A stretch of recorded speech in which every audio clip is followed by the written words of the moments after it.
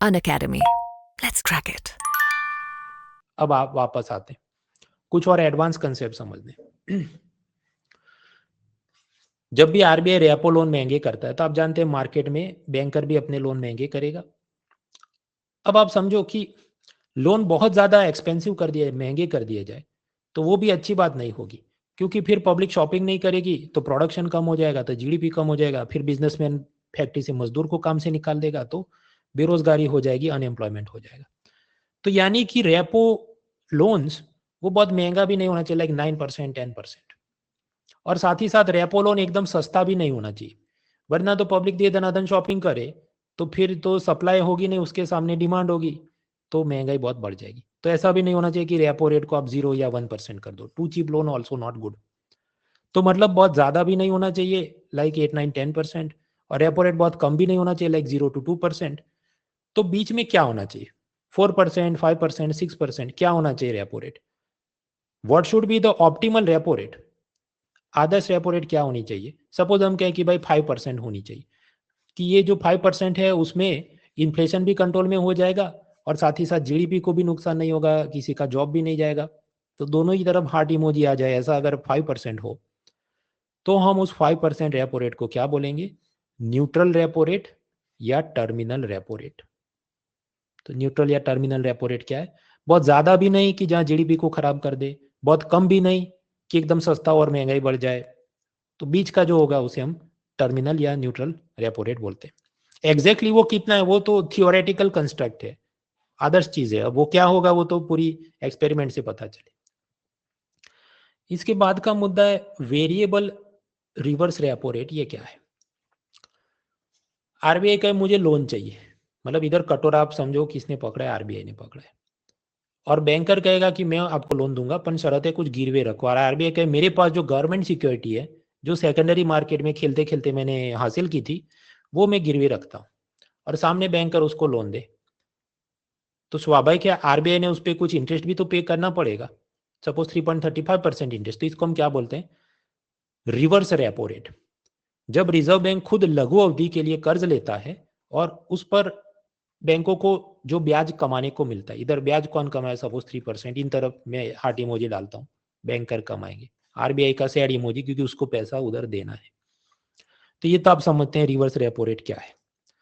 अब ये reverse repo rate दो प्रकार के होते हैं, they are of two types.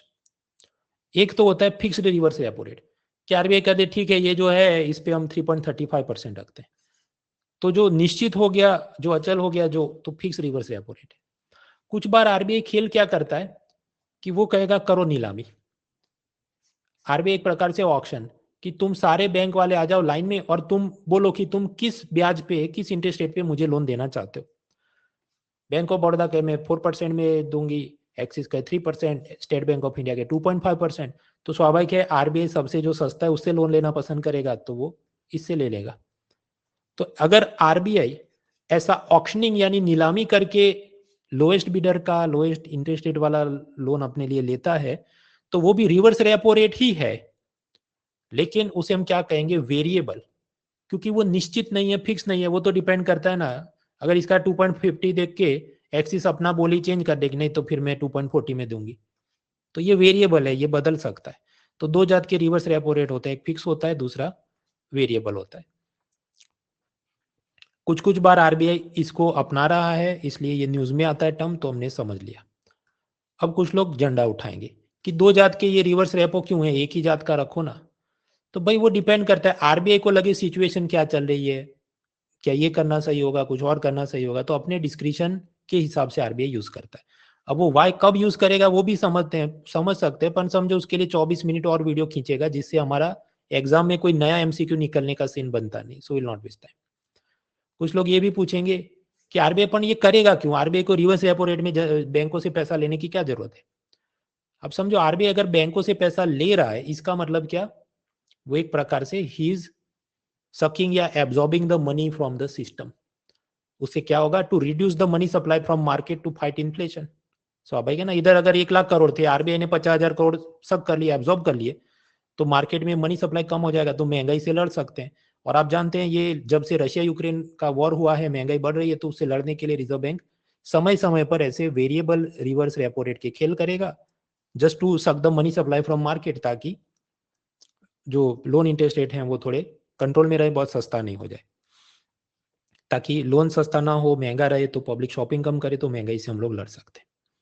फिर वापस आते तो हम लोग समझ रहे थे monetary policy, demand for money की सब फॉर्मूला देखी, fractional reserve banking, money supply, net interest margin, liquidity overhang, ICRR जो 2000 के नोट के बैन होने पर आया, टर्मिनल रेपो मतलब बहुत ज्यादा भी नहीं कम भी नहीं, वो हमने समझा, वेरिएबल रिवर्स रेपो मतलब वो क्या, ऑक्शनिंग से बिडिंग से वो जो मनी सप्लाई को एब्जॉर्ब करेगा। इसके बाद के कंसेप्ट हैं system liquidity deficit, loan EMI reset के नियम और लिक्विडिटी ट्रैप क्या है। ये जैसे ही खत्म होगा फिर उसके बाद हम पिलर 1B में जाएंगे और वहां हम समझेंगे ये bank NBFC classification, bad loan वगैरह में क्या अपडेट्स है। सिस्टम लिक्विडिटी ध्यान दीजिए। समझो आरबीआई के पास एक टैंक है जिसमें बहुत सारा पैसा है, 1 लाख करोड़, और उसमें से एक्सिस बैंक आता है कि भाई मुझको लोन दे दो। आप जानते हैं एक्सिस को अगर लोन चाहिए, एक तो नॉर्मल रेपो रेट है जिसमें वो अपनी गवर्नमेंट सिक्योरिटी प्लेज करेगा, गिरवी रखेगा और आरबीआई से लोन लेगा जिसपे करीब 6.50% ब्याज चले। मान लीजिए एक्सिस बैंक के पास ऐसी जीसेक नहीं है तो उसके पास एसएलआर कोटा में पड़ी हो ऐसी भी जीसेक को गिरवे रख के वो लोन ले सकता है, जिसको बोलते हैं एमएसएफ, जो शायद जो भी 6.75% ब्याज चलता हो। ऐसा करते करते मान लीजिए एक्सिस ने 100 करोड़ रुपए आरबीआई से लोन में लिए हैं। तो यहां पर आप देखो कि क्या हो रहा है, आरबीआई की टैंक जो भी थी मान लीजिए 1000 करोड़, तो उसमें 900 करोड़ ही बचे क्योंकि 100 करोड़ तो मार्केट में आ गया। लेकिन साथ ही साथ उसी पैरेलल टाइम में बैंक ऑफ बड़ौदा कहे कि भाई मुझे तो डिपॉजिट में बहुत सारा पैसा आ गया है लेकिन कोई बोरोवर मुझसे लोन नहीं ले रहा है, मैं तो थक चुकी हूँ SMS spam, email spam, telemarketing call करके, पर कोई लोन ही नहीं ले रहा है।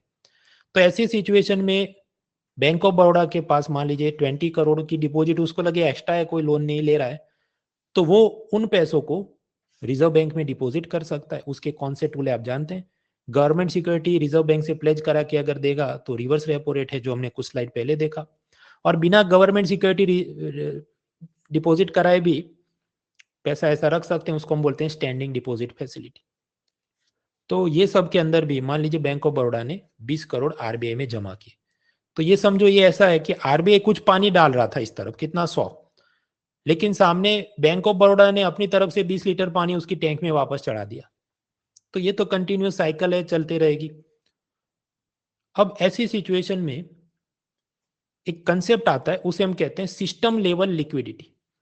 तो सिस्टम लेवल लिक्विडिटी क्या है कि भाई देखो आरबीआई की तरफ गया 20 करोड़ रुपीस और आरबीआई से दूर गया कितना 100 करोड़ रुपीस जो एक्सिस बैंक ने लोन में लिया है। तो नेट जवाब क्या आता है, आरबीआई के पास आया उसको हम प्लस में लिखेंगे और आरबीआई से दूर गया उसको हम लोग माइनस में लिखेंगे। तो +20 -100, तो जवाब क्या आएगा -80।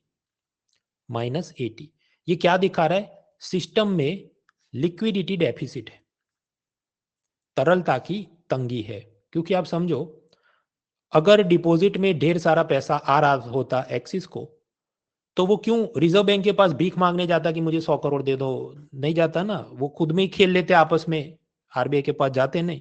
तो माइनस क्या दिखा रहा है कि मार्केट में या सिस्टम में पैसों की कमी है, तभी तो एक्सिस और दूसरे बैंक उधर भीख मांग के, मतलब नॉट द वर्ड भीख, वो तो आपको आसानी से विजुलाइज हो सके इसलिए मैं बोल रहा हूँ, पर कि वो वहां से आरबीआई से पैसा ला रहे हैं। तो सिस्टम लिक्विडिटी डेफिसिट क्या दर्शाता है, जब मार्केट में फंड की तंगी हो और ये लोग आरबीआई से लोन में या किसी तरीके से पैसा ला रहे हैं। लेकिन दोस्तों इससे पहले हम इस वीडियो में आगे बढ़े, मैं आप सभी के साथ एक इंपॉर्टेंट इन्फॉर्मेशन शेयर करना चाहता हूं। दोस्तों अनअकैडमी जो कि इंडिया का बेस्ट प्लेटफॉर्म है फॉर यूपीएससी प्रिपरेशन, उसने अपने यूपीएससी सब्सक्रिप्शन के प्राइसेस ड्रास्टिकली रिड्यूस कर दिए हैं। अनअकैडमी का UPSC CSC subscription for 15 month जो कि वर्थ है 49,999 रुपीज़ का, अब उसके प्राइसेस रिड्यूस करके मात्र 24,999 कर दिए गए हैं, which has been the lowest ever. और ये ऑफर केवल लिमिटेड पीरियड के लिए वैलिड है, तो आप अभी जाइए और सब्सक्राइब कीजिए। अब आप आगे बढ़ते हैं कि भाई नेगेटिव में सिस्टम लिक्विडिटी डेफिसिट है।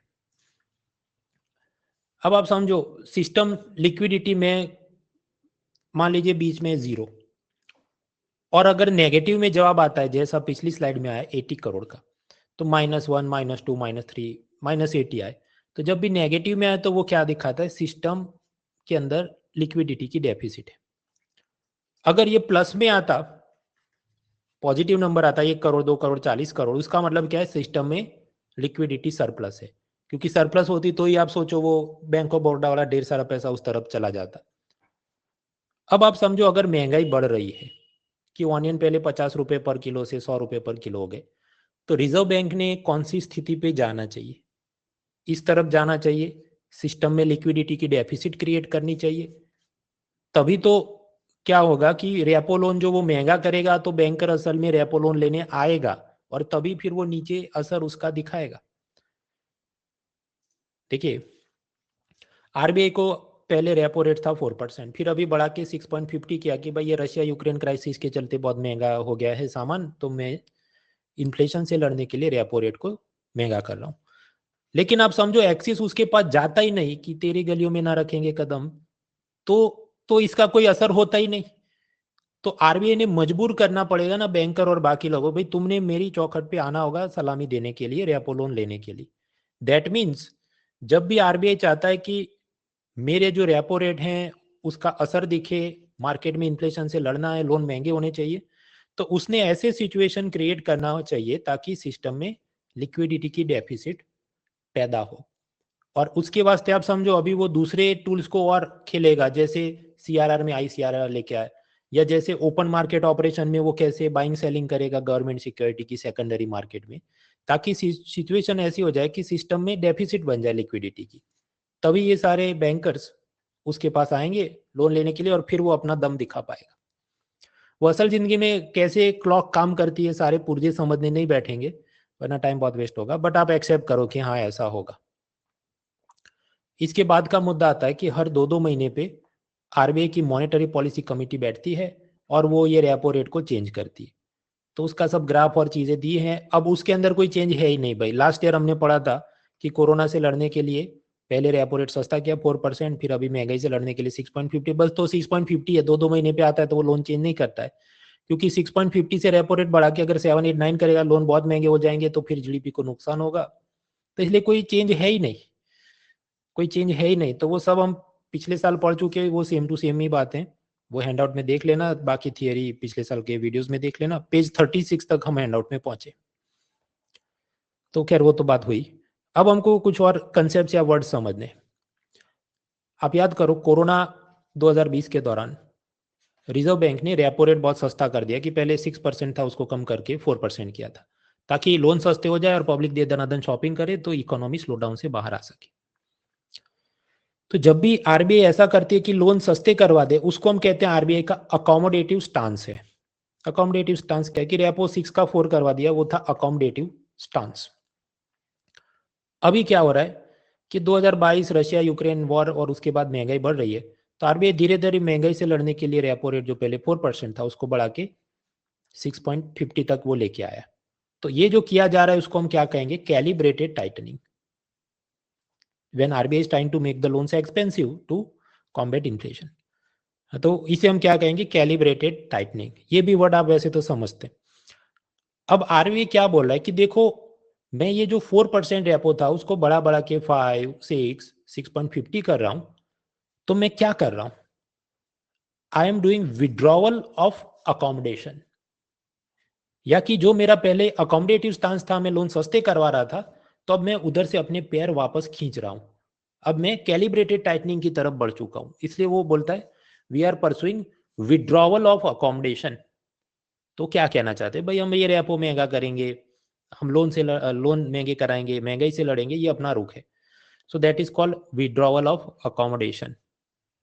तो आप कहें तो कैलिब्रेटेड टाइटनिंग ही क्यों नहीं बोल देता? उसका कारण कि 650 के बाद वो और ऊपर नहीं चढ़ रहा है ना, वरना लोन बहुत महंगे हो जाएंगे तो फिर जीडीपी को नुकसान हो सकता है। और दोस्तों इससे पहले हम इस वीडियो को एंड करें, एक इंपॉर्टेंट इन्फॉर्मेशन यूपीएससी प्रीलिम्स 2024 के स्टूडेंट्स के लिए। दोस्तों अनअकैडमी करा रहा है UAIPMT यानी Unacademy UPSC prelims mock test 2024 9 जून 2024 को। और ये मॉक टेस्ट बिल्कुल यूपीएससी प्रीलिम्स के लेटेस्ट पैटर्न पर बेस्ड होगा और जिसमें आपको मौका मिलेगा देश के सबसे बड़े एस्पिरेंट्स के पूल के साथ पार्टिसिपेट करने का और अपनी परफॉर्मेंस को एनालाइज करने का बिफोर प्रीलिम्स एग्जामिनेशन, जिसमें अब 2 हफ्तों से भी कम का टाइम बचा है।